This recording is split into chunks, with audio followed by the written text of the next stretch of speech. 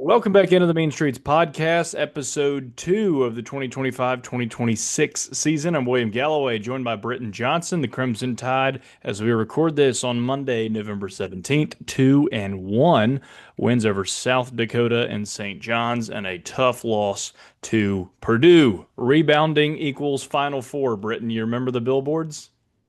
Oh, I do. I think that was when we were 8-0 in SEC play too. But yeah, I definitely remember that. The A lot anti-rat of truth poison? to it.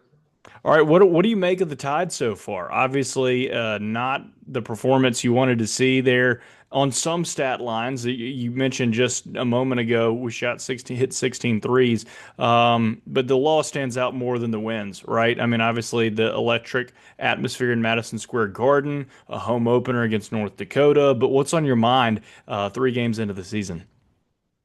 Super, super encouraging start. And that's probably not people's first thought when we lose a game this early in the year.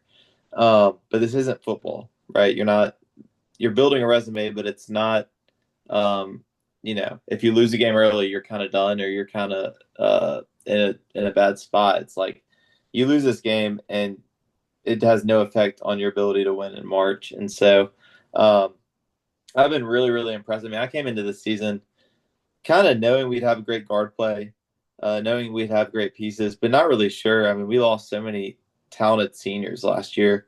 Not really sure what kind of team we would have out there, and I mean, the ceiling has moved up about 3 levels in my mind just over the last week and a half, and we can get into the individual games, but I've just been so encouraged by the overall performance of the team. Yeah, let's start with North Dakota. Quickly, I mean, just right off the bat here, because there are 2 other huge games to talk about and a lot of games coming up. 91-62 win to start on that first college basketball Monday of the year. We look good. They didn't have Trey Eagle staff. We came out, we did what we needed to do, took care of business. And, I thought that was that. That was about what you expected from an Alabama playing a non-power four at a home game to start the season. Yeah, I mean, and ironically, and this is, if you had told me this a week and a half ago, I wouldn't have believed you. That was the sloppiest of the 3 games we played. Um, I don't know what the turnover total. I can pull it up. I believe it was 13 turnovers that game, and I'll, we've I'll had guess. maybe 13 combined in the last two. I mean, which has been the most impressive thing, or one of the most impressive things Yeah, so far. 15, Because 15 turnovers to their 10, so -5 on the turnover ratio. yes, we had 15 in game one, and then I mean, if you look at these last 2 games, which I can pull up, I mean, we had a grand total of 7 against St. John's and a grand total of I want to say it was like 5 against Purdue. I got it Um, right here. and again, just Yeah, I've been 6. so combined 13 to 15 against North Dakota. Um, but honestly, that North Dakota game was really emblematic of what I expect out of our teams in November. We're usually really sloppy. We love to get up and down and push the pace and set the tone that way. And we're just kind of settling into the style we play. But that's been what's impressed me so much is we look kind of like a January, February team from a turnover perspective, from a taking care of the ball perspective. And I think a lot of that has to do with our guard play being so superior to a lot of these teams. Um, but still, I mean, we lost so much experience for this team to be so young and still take care of the ball. It's been really impressive. All right, so I want to look at that St. John's game. Obviously, a big win over LSU in football that day. It was, you talked about it on the last episode, equivalent of that Gonzaga win in Seattle, and then also Bama beating Georgia, just a handful of years ago. But Britain, I pulled up a stat that I'd done some research after the win, scoring over 100 points in the Garden. LeBaron Philon played like he should be the starting point guard for the New York Knicks.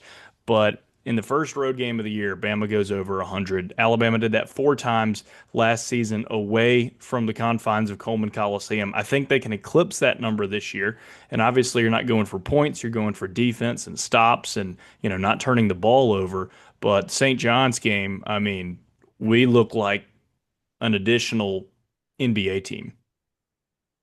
Yeah, I mean, of the 2 games that day, that definitely was the more exciting one. The LSU game ended up being a bit of a snooze fest, but our guys came to play, and just what an unbelievable performance to go into the Garden. I mean, that's when you're a kid, that's what you dream of. And so for our guards to step up and play the way they did, I feel like we as a team just really collectively played great. And Taylor Bowen had, I think, the quietest 17 points I'd ever seen in my life.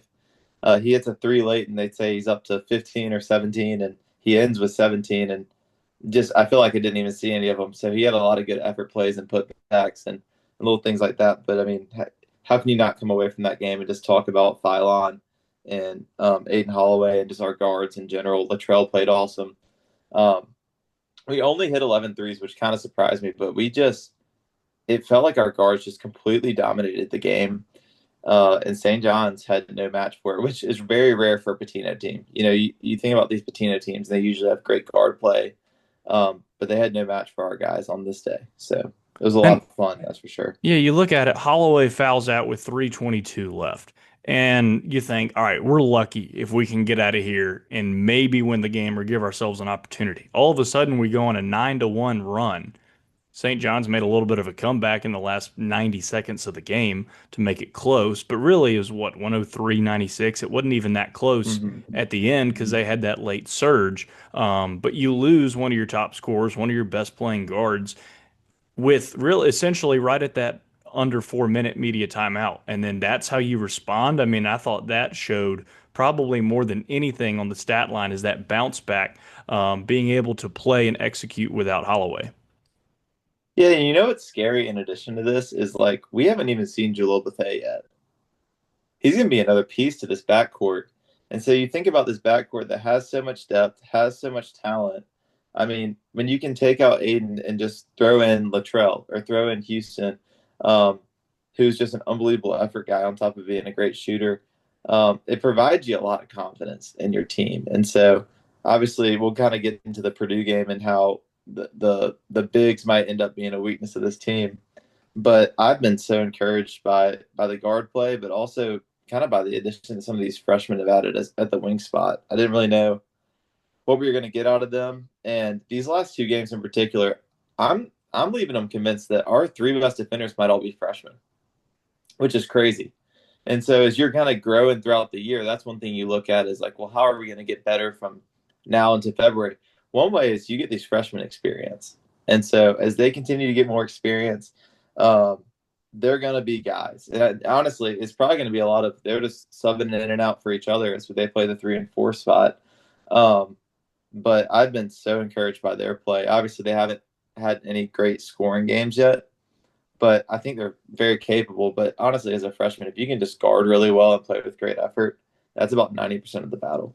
Well, and the great effort from the freshmen, but also the veteran leadership. And I mean, veteran is a term you know people use all the time, but talk about how many basketball games has Houston Millett seen? How many basketball games has Latrell Wrightsell seen? And guys like Holloway playing behind Mark Sears, getting experience, just to see what they've been doing. LeBaron Philon, I mean, playing alongside guys that are now in the league. They have seen so much basketball and the ability to now for them to take over, supported by a cast of freshmen, just like you said, I think is a difference maker. And so we jump to the Purdue game. Games like Purdue are going to happen, right? But that For sure. doesn't indicate that, like you said, it's not come hell or high water. That's the season. Let's pack it up, and we don't have a chance in March. It's you learned some stuff. You did some really good things. You also did some really bad things. Yeah, and I mean, I think most basketball fans kind of know that, but the layer on top of it is like, if we see those guys again in March, it's a totally different ball game. That's not to say like all of a sudden we're going to win. That's a very good team we played. Um, Very veteran. They looked all the part. I mean, to come down to Alabama and perform the way they did was really impressive. Uh, and obviously, there are two things that travel in basketball: defense and rebounding. If you can really guard, that travels on the road. You're going to be able to guard well on the road. If you can rebound really well, that's not going to stop happening on the road. And so, obviously, they're a great rebounding team. We struggled with their front court a lot, and so I think that kind of put us in a bad spot because we basically have two bigs, and then I mean Tilba Bowen is a very big guy, but he's not a traditional big, and so it puts us in a position to have to play a small lineup or mix and match lineups early, um, which I don't think we were really looking to do. And so when they all got in foul trouble early, I think that kind of threw the whole game uh, in a bit of a spin cycle, if you will. But I think we learned a lot. And trust me when I say Coach Oates has had a very fun week at practice this week. I mean, you want to get a coach. I mean, you know this from your experience at Bucky practices in high school. Having a bad rebounding game opens the door for just the coaches to open fire on the guys. And so, especially with Coach Oates and him being blue collar basketball, and that's his whole thing. I mean, his ability to, I mean, he's looking at that and just saying, "You guys are soft." That's all he's gonna say. He's gonna say for about a week, "You guys are soft," and so. We might lose to Illinois for 100 different reasons. I can almost guarantee it will not be for lack of toughness. So what does he do in practice, skill wise or drill wise, to get you guys to rebound harder? There are a bunch of things you kind of can do. I mean, from just doing shell drill, and if anybody doesn't box out, then immediately their whole team's doing sprints. So we have some rebounding drills that those get violent. I don't know if you're going to do those in the middle of the season. It turns into a rugby match before long and kind of gets out from being a basketball practice. Um, but really, it's just when it's a point of emphasis, it's really just how closely you watch it, right? I mean, that kind of sounds simple, but when guys are crashing, it's really evident. I mean, you want an example? Watch Houston Millette play basketball. That dude will crash every single time. He'll box out every single time. He's going to do his job. That's why we had him in at the 4 late in this game. I mean, he's about my height. He might be an inch taller. He's about my height, and he's playing the 4 against a really good front court and the number 2 team in the country. And so we felt comfortable putting him out there, not because he's suddenly going to sky and get every rebound, but because he's going to do his job. And so guys that are tough, guys that do their job, those are the guys that we're going to put out there late. And I think between obviously just you're not going to play if you don't rebound. That's the first thing you do. You tell them you're not going to play if you don't rebound. Second, you drill it in practice by if you don't rebound, there are punishment to that. So there's certain ways you can do it. You can also bring about drills, but I don't know if he's doing that. He might have, which again, this is when you're a coach like Oates, especially. I mean, he used to talk about Izzo all the time, and that was kind of his guy that he looked up to, being from Michigan and coaching in Michigan all those years.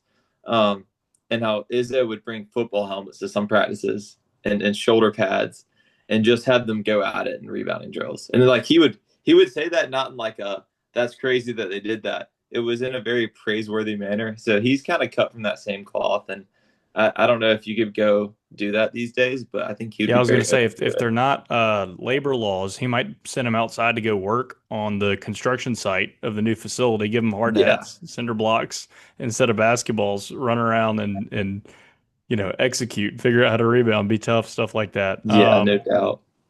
That might be the modern day version of what Izzo's done in the past. All right, Britton, we turn our attention forwards now. Illinois, Gonzaga, UNLV. The Players Era Festival starts with Gonzaga on Monday, and then an 11 p.m. game. That's 11 p.m. Central against UNLV and Josh Pastner and the Runnin' Rebels, who took on his former team Memphis yesterday, by the way, on ESPN. I was watching, that was after the Auburn Houston game, but I mean, the slate doesn't get any easier. You've had St. John's, you got Purdue, and then bam, bam, bam, Illinois, Gonzaga, UNLV, and a mystery team who's going to be really good either Thanksgiving Eve or the day of Thanksgiving. So, how do you dissect this next week and a half that will be the gauntlet extended? Yeah, I mean, this is why we schedule the way we do. I'm not expecting us to go undefeated in this stretch. It'd be great if we did. Um, but this is going to harden our guys and get them ready for March. And so, and really just for SEC play, because that's all but the same thing as saying March Madness these days. I mean, with how good the SEC's become. But I'm expecting some great games. Illinois is a fantastic team. It'll be awesome for our guys to go on the road and play in a rough environment before we play in the Vegas tournament. And then I'm excited to see us play Gonzaga. I feel like we've done pretty well against those guys. Are we 1-1 in the series in terms of us going up to Seattle to beat them and then them coming down to Birmingham to beat us? Yes, I was going to say this should be the third. Now, historically, there may be some Right. in I'm not years gone talking about by. 30 years ago. Um, but that'll be a very fun game. UNLV will be a Josh Pastner plays a very exotic brand of basketball. I played with a dude that played for him at Georgia Tech, and just they would throw the weird zones at you. I don't know if you remember Jose Alvarado was on those teams, and just they would kind of play a crazy brand of basketball. So I'm kind of excited to see our guys go play against that. Um, but really, I mean, as an Alabama fan, this is new. I know it's like not new under Oates, but like traditionally, we didn't take on this many challenges in November, and it's such a great spot to be in when, granted, it's all out in front of us. We haven't earned anything yet, but we're basically playing not to get into the tournament and scheduling not to get into the tournament, but so we can prepare ourselves for the tournament. And what a great position that is to be in. I again, my ceiling has been raised on my expectation for this team. I think there are very few things they can accomplish. We got to figure out some front court stuff. There's no doubt about that, and we got to continue to get better at defense. The Purdue guards in particular kind of exposed some problems that we had in guarding them, um, but seriously, how fun is this as an Alabama fan? I was thinking about the last time Coleman was just completely packed out the way it was for Purdue. And, shout out to all the Alabama fans. They made that environment electric. I was there for it. It was loud. It was loud for a November basketball game. It And was not a really, tennis really match. cool. We'll say that much. Yeah, definitely not a tennis match. Um, but my brother was sitting with me, and he was getting a text from an Ole Miss buddy of his that was also at the game. And the buddy was saying, this is the loudest game I've ever been to. Talking about an Alabama basketball game. So um, I think it's just really cool that we've kind of built that into as a program. That's where we are now, right? We're getting packed out games in November. I hope it continues. Really wanted to mention that because that's just a huge thing for me. I think I challenged Alabama fans on the last one to see if we would show up for that game, and they did in numbers, and so it was awesome. Yeah, and I'm going to say too, you got Clemson again at home. We had that a couple years ago in the ACC SEC Challenge, and then UTSA, another one of those. Don't sleep on one of your former disciple coaches, right? And then Arizona and Birmingham. I think Auburn kind of raised the bar by having a sellout in Birmingham. That's not to say Alabama fans can't sell the place out again, but Bama, Arizona is Houston, was obviously number one. Arizona is not number one, but that doesn't mean it's not a good contest when they come later in December. Hopefully, we'll have a podcast before that. But again, great games and lots of eyeballs to. I mean, we'll get into South Florida, Kennesaw State. The list continues of former Alabama coaches coaching around the country that we will play and welcome and travel to and all those sorts of things. But Britton, I am most excited about seeing the continued development of these guys. Give us one name who maybe not LeBaron Philon or Aiden Holloway, and you talked about Taylor Bolbone's quiet 17 in the Garden, that we need to keep an eye on over these next few games and who may stand out in the Players Era tournament. I'm waiting for Amari Allen to have a game. I mean, he is some of the stuff he does. Besides, I mean, I think I can say this about all three freshmen. They're gonna step up and continue getting better. Davion Hannah is as special of an athlete as Alabama has had in a very long time. I mean, his ability to get from point A to point B, that whether that is vertically in the air or horizontally on the ground, is really really special, and he's going to be a really special player for us. But skill wise, Amari Allen does some things that are he's a pro, and it hadn't really popped into a 20-point scoring out yet. But like some of his offhanded passing, some of his stuff that he does is just it pops as like this guy is a little different than most guys coming into college. So I'm expecting him to have a big stretch at some point and be a big impact guy. All right, Britton, thank you so much. Thank you to everybody checking out the Mean Streets podcast. Whether you're watching us on YouTube or listening on Apple Podcast, Spotify, hit that subscribe button, subscribe on YouTube, all the great things. Thank you so much for supporting two guys yapping about Alabama basketball. Britton is obviously the chief ball knower, but I'm glad to come alongside him and share a little bit of hoops. And we look forward to the continued development of the season. And no matter what happens on the football field, we know Tide Hoops is going to be right there competing once March rolls around. Britton, I'll leave you with the final word. This is going to be one of the most entertaining seasons in Alabama basketball history. If you have a chance, go out, support this team. They're going to be so fun. They're going to win a lot of games, and I'm just excited to watch more of them. So roll Tide.